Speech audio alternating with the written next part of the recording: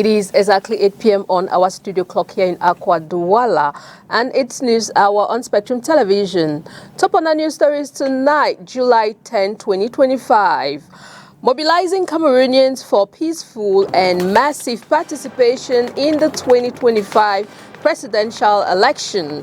During the closing plenary of the second parliamentary session of the 2025 legislative year, the President of the Senate issued a powerful call to all Cameroonians. He urged citizens to engage actively and peacefully in the upcoming presidential election, emphasizing the crucial role of unity and civic responsibility in strengthening the nation's democracy. Also in this newscast, at the 2025 Days of Excellence in Scientific Research and Innovation in Yaoundé, launched by Madeleine Chuente, experts explored how leveraging scientific research can effectively drive Cameroonians' import substitution policy, highlighting key challenges and innovative solutions. While drivers are sounding the alarm over the worsening condition of Kumba Road and the frequent heavy-duty trucks, which they blame for the recent spike in accidents. This story is in full and more will be brought to you right ahead. Welcome, ladies, gentlemen. Thanks for tuning in on the 8 p.m. Balingo Primetime News on Spectrum Television. And we'll jump straight into the full stories on tonight's news edition. And it is in the French language with Leila Renganso. Bonsoir, Leila. Bonsoir à vous, Christelle Assec. Mesdames, bonsoir. Monsieur, bonsoir. Et merci d'être avec nous. Il est 20h sur les antennes de Spectrum Télévision. C'est le journal. Au Sénat, comme à l'Assemblée nationale du Cameroun, le message est le même. Il faut mobiliser les Camerounais pour une participation massive à l'élection présidentielle d'octobre 2025, et ceci dans la paix. L'appel est du président du Sénat, Marcel Niat-Difendi, au cours de la plénière de clôture de la deuxième session parlementaire de l'année législative 2025. Bilan de cette session avec notre reporter à Yaoundé, Olivier Bouziqueux. Le président de la Chambre haute, à travers la voix du vice-président, le sénateur Aboubakari Abdoulaye, a appelé les Camerounais à la paix dans ce contexte électoral délicat. J'en appelle donc à notre responsabilité en tant que représentants du peuple, afin que plus que jamais nous soyons les gardiens et défenseurs des valeurs républicaines autour desquelles le Sénat a construit son identité. Ces valeurs, faut-il le rappeler, ont notamment pour nom la paix, la sécurité, le développement, l'unité nationale, le vivre ensemble et l'intégrité territoriale de notre pays. Dans le discours de clôture de session, il a particulièrement interpellé les candidats à l'élection présidentielle afin qu'ils prennent leurs responsabilités. Je lance un appel républicain et solennel à tous les candidats pour qu'ils offrent au peuple camerounais un scrutin apaisé, avant, pendant et après la campagne électorale en vue de l'édification d'une nation stable, unie, prospère et démocratique. Dans le bilan de la session au Sénat, l'on note l'organisation de la toute première journée d'échange avec les associations fêtières des collectivités territoriales décentralisées. Des journées d'échange qui s'inscrivent désormais dans l'agenda de la deuxième session ordinaire de l'année législative du Sénat. Également, la tenue du traditionnel forum d'échange avec la Chambre des comptes de la Cour suprême. Les élus de la nation ont examiné et voté 3 projets de loi et tenu une séance d'orientation budgétaire pour l'exercice 2026. Par ailleurs, l'Assemblée nationale, réunie en congrès avec le Sénat, a reçu le serment de Oulindongo Monique, nommé membre du Conseil constitutionnel par le chef de l'État le 8 avril 2025. Et comment les sénateurs de la République évaluent-ils les travaux de la session de juin 2025 ? Quelques-uns se sont exprimés au micro de notre reporter à Yaoundé. Nous avons rempli nos missions, nous avons voté les lois et nous avons contrôlé l'action du gouvernement à travers les questions orales et toutes les autres activités qui étaient prévues au programme. This section is very important. The most, to me, I found the bill regulating the insurance sector to be very important because that affects everybody in the country.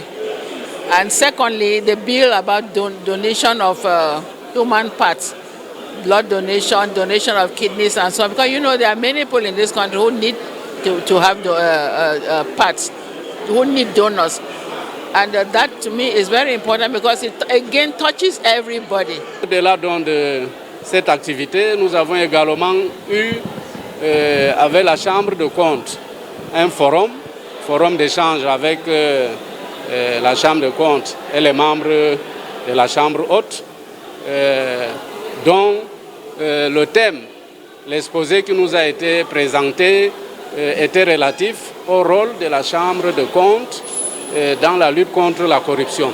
It was a session like any other, but compounded by the prevailing political atmosphere that is related to the upcoming presidential elections. So I think that we did our job, but we're also now focused on those elections, in which way we need to go back, work with our electorate and ensure that together we sort out who is best to lead this country in the next phase as we enter this very strategic moment.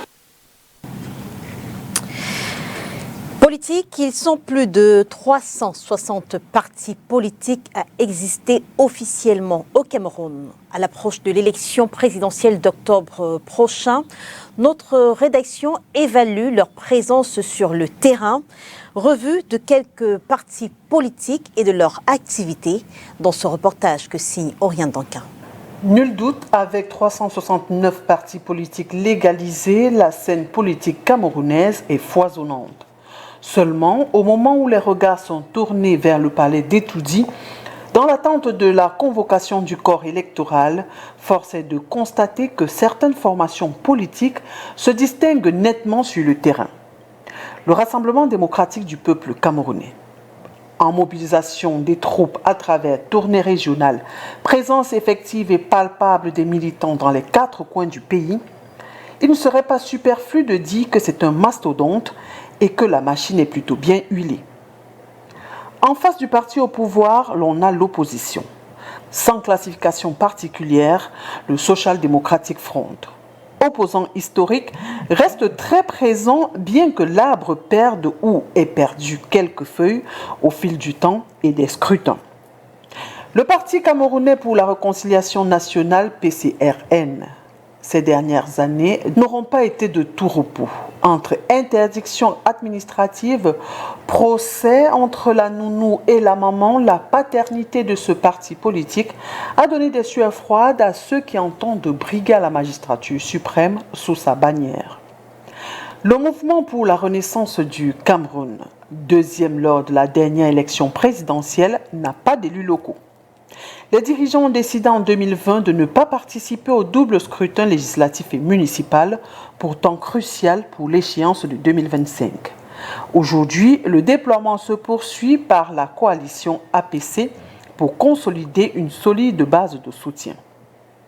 L'Union des populations du Cameroun, engluée entre guerre de paternité et soutien au parti au pouvoir, ce sont les militants qui feront le choix avant les électeurs. À côté du parti Univers ou du MDR, l'on a le PADEC, l'UNDP, le FSNC. Si ces partis politiques étaient connus pour leur alliance avec le RDPC, la récente séparation faite par les deux derniers, c'est-à-dire l'UNDP et le FSNC, remet les cartes sur la table. La campagne électorale est encore dans les starting blocks. L'on peut toutefois relever un déploiement des forces politiques en dents de scie sur le terrain.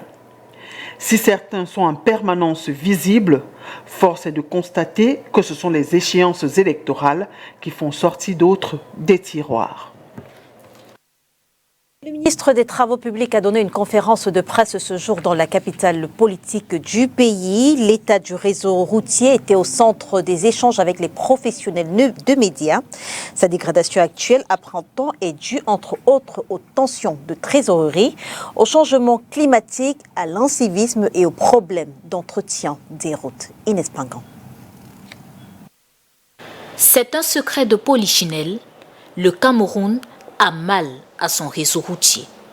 Une conséquence, selon les cas, des tensions de trésorerie, du terrorisme ou du changement climatique. C'est ce point faible de la gestion de la route et qui, à la vérité, renvoie la perception qui veut que le réseau routier ne soit pas de bonne qualité. Parce qu'il y a discontinuité de trafic sur les routes en terre, alors une vitesse de circulation faible, même quand elle n'est pas en terre, parce que la chaussée a vieilli, la chaussée bitumée a vieilli, il s'est formé des nids de poules, etc. Mais aussi de la durée de vie des routes, pas toujours prise en compte pour un renouvellement ou une réhabilitation avant détérioration complète. Je prends l'exemple de Ngaoundéré-Gawa. Elle a été construite il y a plus d'une vingtaine d'années. Elle a atteint donc le seuil d'entretien. Il faut la reconstruire. Je fais une nuance entre reconstruction et réhabilitation. Alors les options techniques d'il y a une vingtaine d'années, notamment le dimensionnement des ouvrages hydrauliques, ne peuvent plus être les mêmes. Il pleut beaucoup plus aujourd'hui. À date, le Cameroun a près de 120 000 km de routes urbaines et interurbaines. Le Cameroun porte un linéaire de route de 121 873 km. Organisé en autoroute, 109 km, route nationale, 9 387 km, route régionale, 13 844 km, route communale, 98 583 km. Des informations présentées aux professionnels des médias ce 10 juillet 2025 à Yaoundé par le ministre des Travaux publics. Et au cours de cette rencontre avec les professionnels de médias, Emmanuel Ganou Djoumessi, le ministre des Travaux publics, est revenu sur l'organisation de l'entretien routier au Cameroun tout en évoquant les difficultés de financement. Je vous propose de l'écouter au micro de Thierry Hante. La réorganisation par décret présidentiel à maîtrise d'ouvrage veut que sur les routes communales, ce soit les maires, sur les routes régionales, que ce soit les présidents des régions, et sur les routes nationales, bien évidemment, le ministère des Travaux publics. Mais ces maîtres d'ouvrage, que reçoivent-ils? Je vais prendre l'exemple des communes. Les communes, qu'est-ce qu'elles ont reçu pour 2025, par exemple? Elles ont reçu environ 27 milliards de francs CFA pour 7 milliards de francs CFA pour réhabiliter 95 000, un peu plus de 95 000 km de route en terre. Vous faites l'analyse, vous noterez que c'est moins de 700 000 francs de kilomètres de route à entretenir. Les présidents de région en ont reçu environ 14 milliards pour plus de 9 000 km de route à terre à entretenir. Vous noterez qu'ils ont reçu tout au plus 1 million de francs pour kilomètre de route. Cela signifie qu'il faut réussir à faire plus avec peu. Il faut mieux prioriser, mais quel axe routier devons-nous laisser par rapport à tel autre? Donc, à la vérité, il faut réussir à faire plus avec peu et surtout amener les usagers de la route à jouer leur part de partition dans le respect des règles qui gouvernent l'exploitation de la route. Still on the worsening conditions of road, drivers are sounding the alarm over the worsening condition of the Kumba Road, and they blame this on the frequent heavy-duty trucks, which they blame for the recent spike in accidents. Onila Donet tells us more. The Douala-Limbe-Boya-Kumba Road is increasingly becoming a death trap, with nearly 7 fatalities recorded in the past 3 weeks due to accidents. These incidents have been largely attributed to the deteriorating condition of the road, which is riddled with potholes and lack proper maintenance. We don't have roads. The roads are filled with potholes and accidents. It's not like we drive bad, but there are so many accidents here. Leaving Douala, 70 kilometers into Limbe, you can cover that in 3 hours because you cannot drive in high speed. C'est parce qu'on n'a pas la bonne route. Imaginez-vous que la route à partir de... It's because we don't have good roads. The road from Likumba moving up to Police College, there are several potholes. When coming down, you don't know if you will be on the road or you will enter into a hole. The accidents happen. There, this is as a result of the bad road. Tous les accidents qui se posent là, c'est parce qu'il n'y a pas de bonne route. C'est ce que nous on endure tous les jours. The situation is worsened by the heavy influx of trucks, many of which are either parked along the roadside or speeding recklessly. This combination of poor road infrastructure and unsafe driving practices has made the route perilous for commuters. Les camions en panne en route, les trous. We have trucks that have broken down on the way. The government should look into the situation. You change the part of your car almost every day. The roads are everywhere, even in Bunaberi. The last time it was at Rai, a Yaris went under a truck because they were escaping the potholes. Le camion est venu ancrer sur lui. Parce que le camion a esquivé le trou. Ils esquivaient le trou. Donc vraiment. To attract passengers, drivers often act as mediators, promising to drive cautiously. However, these assurances do little to alleviate the risk faced by road users. Families are left anxiously praying for the safe return of their loved ones. The state should help fix the road. We drive slowly with customers. We reassure them that we will ride slowly, so they should not be scared. It's true, accidents can happen, but we speak peacefully with them so they can understand.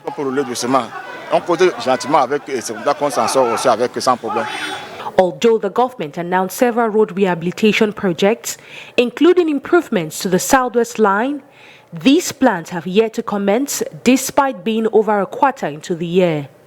The delay highlights an urgent need for action to address this escalating public safety crisis. Et comment s'appuyer sur la recherche scientifique pour implémenter la politique d'import-substitution au Cameroun? La question au cœur des échanges entre experts, échanges intervenant dans le cadre des journées d'excellence de la recherche scientifique et de l'innovation au Cameroun. Lancée au cours d'une conférence de presse du ministre Madeleine Tchente, l'édition 2025 a permis de revenir sur les enjeux de ce projet. Promouvoir les résultats de la recherche est susceptible de jouer un rôle prépondérant à générer un excédent dans la balance commerciale du Cameroun afin de rétablir l'équilibre. Tel est l'objectif visé par l'édition 2025 des Journées d'excellence de la recherche scientifique et de l'innovation au Cameroun, lancée par Madeleine Tchente à Yaoundé. Face à la presse, le ministre de la Recherche scientifique et de l'innovation est revenu sur les enjeux de ces journées. Les crises récentes, qu'il s'agisse de la pandémie à Covid-19 ou des perturbations socio-économiques liées au conflit russo-ukrainien, ont conforté la vision du président de la République selon laquelle nous devons consommer ce que nous produisons et produire ce que nous consommons en encourageant la consommation de produits manufacturés localement. Dans cette perspective, le gouvernement de la République a adopté le concept de l'import-substitution comme moteur de diversification économique, la recherche et le développement étant l'un des piliers majeurs. Et donc, l'ambition est de renforcer la réorientation de l'activité de la recherche nationale vers des secteurs à forte productivité et à forte valeur ajoutée, mais également d'attirer le secteur privé, notamment les PME. Elle constitue également une plateforme d'échange, de partage et de discussion entre les différents acteurs du système national de recherche et d'innovation autour des problématiques de recherche utiles et orientées vers les besoins de la société. Dans tous les pays développés, la recherche, l'innovation et le patriotisme économique vont de pair pour bâtir des économies compétitives et résilientes. Comme retombée, l'on cite la promotion du potentiel scientifique et technologique camerounais et l'émulation à travers l'attribution des prix, dont celui du Lion d'Or, du prix de l'excellence scientifique du président de la République, attribué aux meilleurs chercheurs. We now talk sports in this news. Cameroonian giants Union Astre and Coton Sport Football Club have seen their 2025 Cup dreams shattered, crashing out in the round of 16 and capping a season marred by underperformance. Onila Donet with the details. The dust has settled on the round of 16 in the 2025 Cup of Cameroon, and for some, it's a bitter end to a forgettable campaign. Most notably, two traditional powerhouses, Union Sportive and Asraf Douala, find themselves staring at an empty trophy cabinet, a particularly painful reality as both clubs have been relegated from the top flight this season. Their cup exits, with Astre suffering a resounding 0-3 defeat to Feu Vazou, confirm a season of abject failure, leaving their loyal supporters with nothing to cheer about. Another club facing uncomfortable questions is Coton Sport. For the second consecutive season, the Garoua Giants will fail to reach the podium in either domestic competition, a truly perplexing outcome given the ambitious budget of 750 million CFA francs at the season's outset. Their 1-0 defeat to Aigle de la Menoa, sealed by Creole Yemele's strike at the Betoua Municipal Stadium, highlights a systemic issue that extends beyond mere bad luck. The investment clearly isn't translating into on-field success, and the club's hierarchy will surely be feeling the pressure. Beyond these narratives of disappointment, the round of 16 delivered its usual dose of drama and standout performances. PWG of Bamenda put on a scoring masterclass, dismantling AS Fortuna with a comprehensive 6-2 victory. Largely thanks to a scintillating hat-trick from Ali Sango, will now boast 5 games in the competition. Aigle Jumungu also booked their spot in the 8th finals with a narrow but hard-fought 1-0 win over Bafemen United, with Yves Mbappe finding the back of the net in the 29th minute at the Melong Municipal Stadium. Elsewhere, Union Sportive d'Abombang delivered a dominant 5-2 performance against Salt United, while Colombe Sportive title holders put up a clinical display, dispatching FC Yaoundé 2 with a commanding 4-0 scoreline. Racing edged past Olympique de Bombari 2-1. Pangte secured a 2-1 victory over Dynamo of Douala. These results, alongside wins for Atlantique SA, Apejes, Mintak, Royal FC Dunka, Chamba SA, Canon and Gazelle Football Academy, set the stage for an intriguing 8th final round as the chase for cup glory intensifies. Bamboutus and Rizier de Noun couldn't be separated after 120 minutes, with Rizier de Noun eventually triumphing at 5-4 in a tense penalty shootout. And that's the rich package we put together for you on tonight's news on Spectrum Television. Thanks for watching, ladies and gentlemen. Have a pleasant evening in company of very interesting programs on Spectrum Television. Good night. Good night to you, Leila. Bonsoir à vous, Christelle Assec, mesdames et messieurs. Merci de nous avoir suivis.